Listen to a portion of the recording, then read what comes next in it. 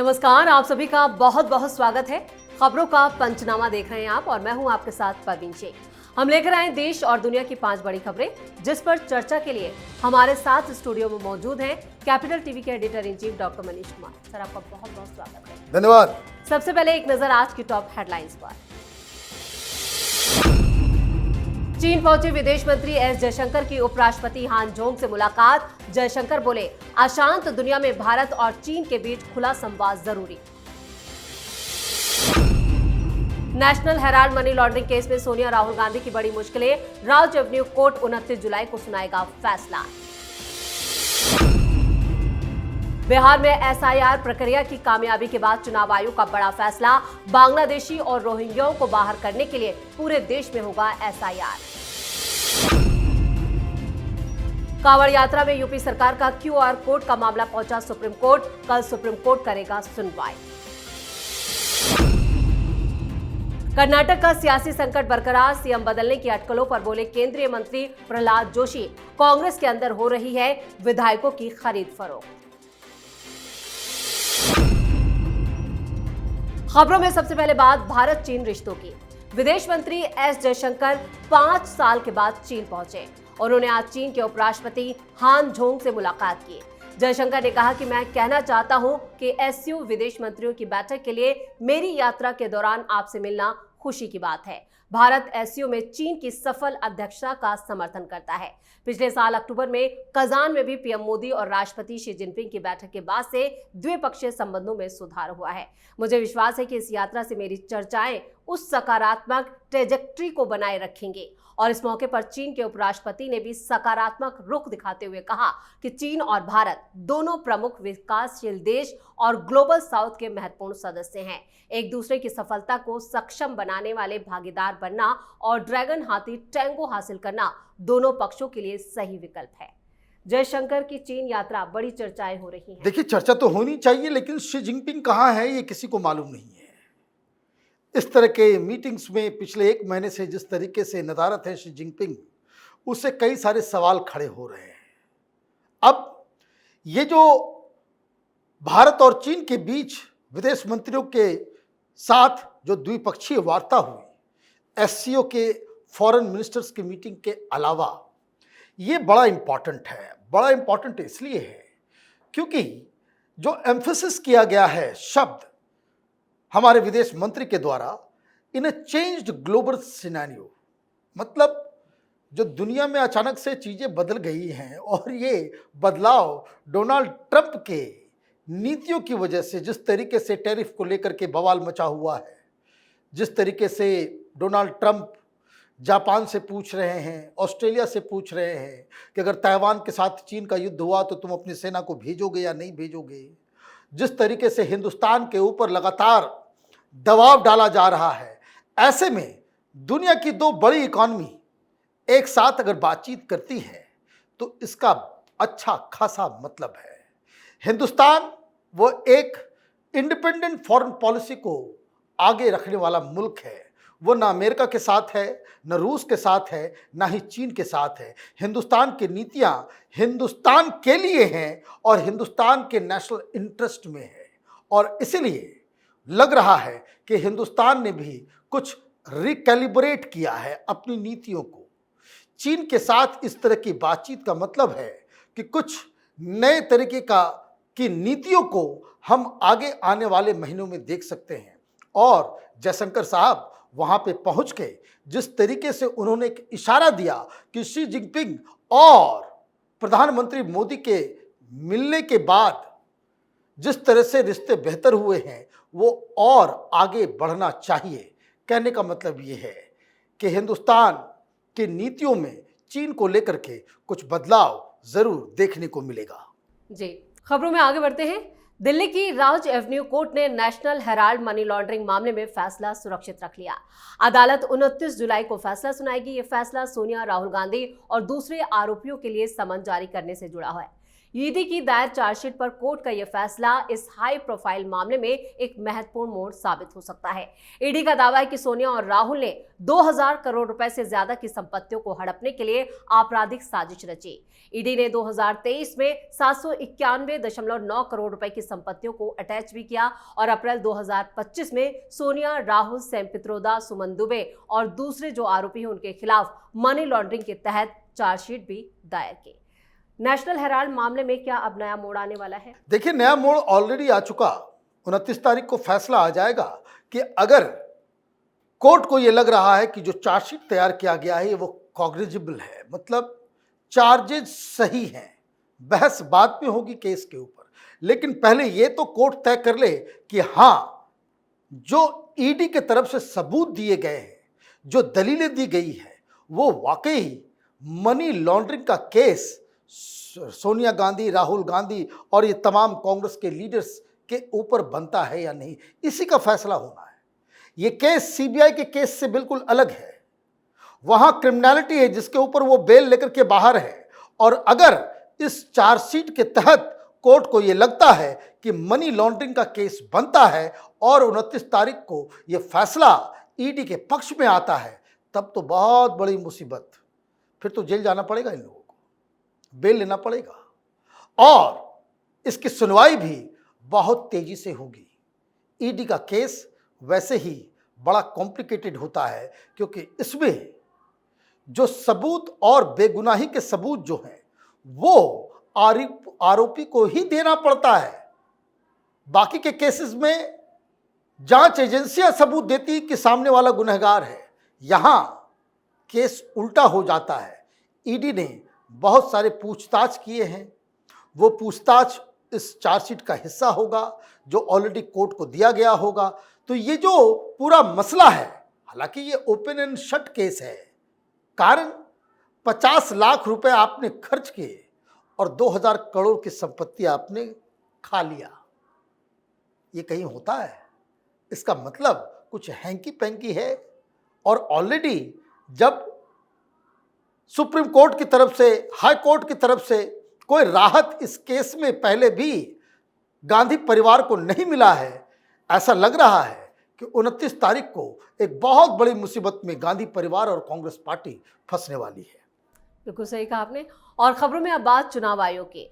चुनाव आयोग ने बिहार में एसआईआर की कामयाबी के बाद अब इसे पूरे देश में लागू करने का ऐलान किया है। ये कदम वोटर लिस्ट को साफ सुथरा करने और बांग्लादेशियों, रोहिंग्यों और गैर कानूनी नागरिकों को हटाने के लिए उठाया गया बड़ा कदम है, जबकि विपक्ष इसे वोटबंदी बता रहा है। विपक्षी नेताओं ने कहा है कि इससे गरीब और हाशिए पर रहने वाले लोग वोट देने के अधिकार से वंचित हो सकते हैं। फिर भी चुनाव आयोग ने इसे पूरे देश में लागू करने का फैसला किया है, जबकि चुनाव आयोग का दावा है कि देश भर में एसआईआर लागू होने से वोटर लिस्ट की सटीकता और बढ़ेगी। चुनाव आयोग का बड़ा फैसला, लेकिन विपक्ष इस पर सवाल उठा रहा है। देखिए, अभी तो बिहार में बहुत कम समय था, 1 महीने का समय है। बाकी राज्यों में करने के लिए आपके पास बहुत ज्यादा समय है और मुझे लगता है कि इसमें कुछ जांच एजेंसियों को भी शामिल करना चाहिए।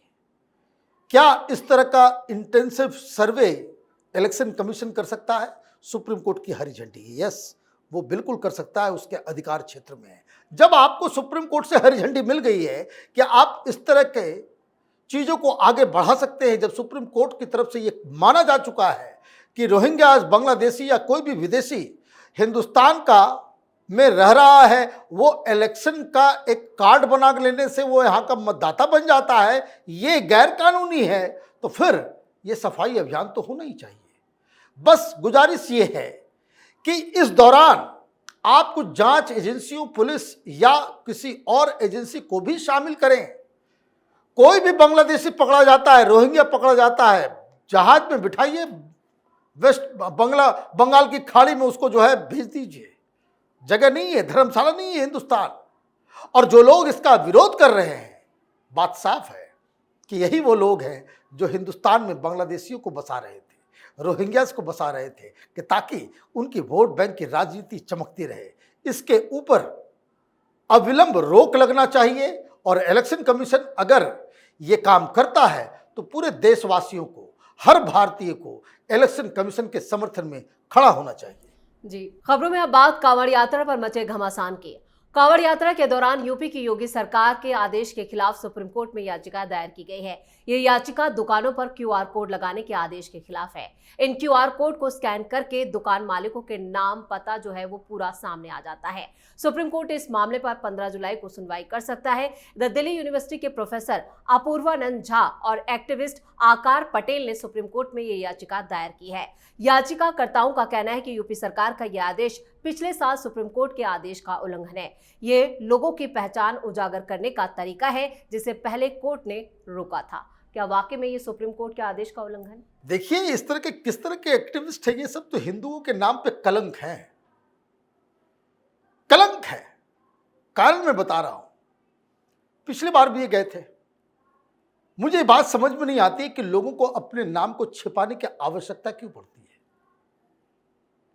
यह अपूर्वानंद झा, आकार पटेल, इन लोगों को वो थूक और मूत्र मिला हुआ भोजन जो है उसको रोज देना चाहिए। शायद उनको बड़ा स्वादिष्ट लगता होगा, बड़ा स्वादिष्ट लगता हो, इसलिए ये जो है ये इनको ना वीडियो मालूम चलता है ना ग्राउंड में मालूम चलता है। इनको तो विदेश से पैसा आना चाहिए। ये एजेंडाधारी लोग, ये तमाशा करने वाले, इनके करतूत कम थोड़ी हैं। ये अपूर्वानंद झा वही है जिसने इस आतंकी, जिसने दंगा करवाया दिल्ली के अंदर में, और इंडियन एक्सप्रेस ने छाप भी दिया कि ये जो उमर खालिद वो मेरे बेटे जैसा है। तो आतंकी दंगाई इसका पिता है। ये आर्टिकल छापा था इसने। सवाल बहुत ही सिंपल है, सुप्रीम कोर्ट हो या कोई भी हो, अगर कांवड़ यात्रा चल रही है, हिंदू वहां पे एक व्रत में चलते हैं, लहसुन प्याज नहीं खाते, और ऐसे में आप अगर कुछ उल्टी पुल्टी चीजें आप सर्व कर दोगे तो इसका क्या मतलब है? इसका क्या मतलब है? आप ये चाहते हो कि ये सारी चीजें हो? नाम बताने में क्या दिक्कत है? मुझे समझ में नहीं आता ये बात। अब ये लोग एक सवाल का जवाब दे दें कि हज के लिए यात्री जाते हैं, देश भर से लोग दिल्ली आते हैं, दिल्ली से जाते हैं, क्या उनको गैर हलाल मीट खिलाया जा सकता है? या गैर हलाल जो चीजें जो हलाल नहीं है वो खाना परोसा जा सकता है? क्या उसके समर्थन में खड़े होंगे? तो वहां तो इनकी सिट्टी पिट्टी गुम हो जाएगी। ये सब कलंक है, कलंक है। मुझे बोलने में कोई गुरेज नहीं, जिसको जो करना है करो। इस तरह की चीजें, ये लीगल लूप होल्स निकाल करके इन्हीं लोगों की वजह से इस देश में हिंदू मुसलमान ज्यादा हो रहा है। सोशल एक्टिविस्ट हैं, वहां खड़े होकर के जाकर के आप जितने मुस्लिम दुकानदार हैं उनको कहिए कि भाई आप जो है बिल्कुल इसको ट्रांसपेरेंट रखो, इस तरह की चीजें मत करो, तब तो बात समझ में आती। एक शब्द, कभी कोई ट्वीट इन लोगों का निकला है कि जिसमें मुस्लिम शॉप के ऊपर रोटी बनाया जा रहा है, उसमें थूक डाला जा रहा है, जूस मिलाया जा रहा है, उसमें मूत्र मिलाया जा रहा है? कभी आपने इसके ऊपर इसका निषेध किया, कभी कंडेम किया? नहीं। तो ये सब आंदोलन जीवी हैं। इन लोगों का एजेंडा ही जो वो एंटी हिंदू, एंटी इंडिया, ये प्रोपेगेंडा करने वाले ये वामपंथी मनहूस लोग हैं। इन लोगों को they must be named and shamed everywhere. इन लोगों ने तमाशा बना रखा है, हर बार इस चीज को लेकर के ये काम करते हैं। और पता नहीं कोर्ट्स के अंदर लोग इस तरह से सेंसिटिविटी को क्यों नहीं बाकायदा एक्सेप्ट करते हैं। जो सेंसिटिविटी दूसरे धर्म के मानने वाले या उनके जो कार्य प्रणाली के अंदर होता है तो उसमें तो बाकी सारे लोग सेंसिटिव हो जाते हैं। हिंदुओं का पर्व, हिंदू का कांवर, तो कोई सेंसिटिविटी जो है सब नाले में बहा देते हैं। इस तरह के लोगों का बिल्कुल विरोध होना चाहिए। जी, खबरों के आखिर में बात कर्नाटक के सियासी नाटक की। कर्नाटक में मुख्यमंत्री बदलने की अटकलें तेज हैं। सीएम सिद्धरामैया और डीके शिवकुमार में टकराव तेज हो गया है। जब ये दोनों नेता दिल्ली में थे तो इन्होंने राहुल गांधी से मुलाकात के लिए वक्त मांगा था, लेकिन दोनों नेताओं से राहुल नहीं मिले। कर्नाटक में अब विधायकों की खरीद फरोख्त को लेकर कांग्रेस और बीजेपी भी आमने सामने हैं। कांग्रेस विधायक विजयानंद कशपानवन ने कहा है कि बीजेपी प्रदेश में सरकार गिराने की योजना बना रही है। इसके लिए वो कांग्रेस विधायकों के संपर्क में है। उन्होंने दावा किया कि बीजेपी ने 55 विधायकों की लिस्ट तैयार की है और उन पर सीबीआई ईडी के छापों से डराकर पार्टी में शामिल करने की कोशिश हो रही है। जबकि इन आरोपों को केंद्रीय मंत्री प्रहलाद जोशी ने खारिज किया। उन्होंने कहा कि कांग्रेस खुद ही अपने विधायकों की खरीद फरोख्त कर रही है। सिद्धारमैया और शिव कुमार खुद ही अपने पक्ष में विधायकों को करने में लगे हैं और इसके लिए पैसों का भी इस्तेमाल किया जा रहा है। कर्नाटक का सियासी संकट और ज्यादा गहरा गया है। देखिए, ये तो गहरा हुआ शुरू से है। अभी सिद्धारमैया, शिव कुमार, ये तो भारतीय जनता पार्टी के अलग अलग लीडर से मिल रहे थे। कोई CR पाटिल से मिल रहा था, तो कोई अमित शाह से मिल रहा था, तो कोई राजनाथ सिंह से मिल रहा था, तो कोई भूपेंद्र यादव से मिल रहा था। क्यों मिल रहे थे भाई? दिक्कत आप में, आपने पूरी कहानी बता दी। आप ये भी कह रहे हो बेंगलुरु जाकर के सिद्धारमैया की बहुत बेइज्जती हो गई, राहुल गांधी ने 2 मिनट का भी टाइम नहीं दिया मिलने के लिए। तो वॉर तो कांग्रेस पार्टी के अंदर चल रहा है सत्ता के लिए। ये बात बिल्कुल सही है, जोशी साहब ने बिल्कुल सही बात कही कि यहां तो खरीद फरोख्त तो आपस में ही चल रहा है और सरकार गिरने वाली है, टूटने वाली है, ठीक रहा बीजेपी के ऊपर फोड़ दो। भाई 50 इधर आ भी जाएंगे तो क्या हो जाएगा? बीजेपी के पास तो बहुमत है नहीं कि सरकार वो बना ले। इधर अभी 2.5 साल बचा हुआ है, खरीदने का मतलब है कि उन सब की विधायकी जाएगी। ये क्या बेवकूफी वाला बात आप बता रहे हो? लोगों को मूर्ख आपने समझ लिया है। आपके पहलू में इतने सारे दाग लगे हुए हैं, आपका दामन दागदार हो गया है और आप इसका ठिकरा बीजेपी के ऊपर मत फोड़ो।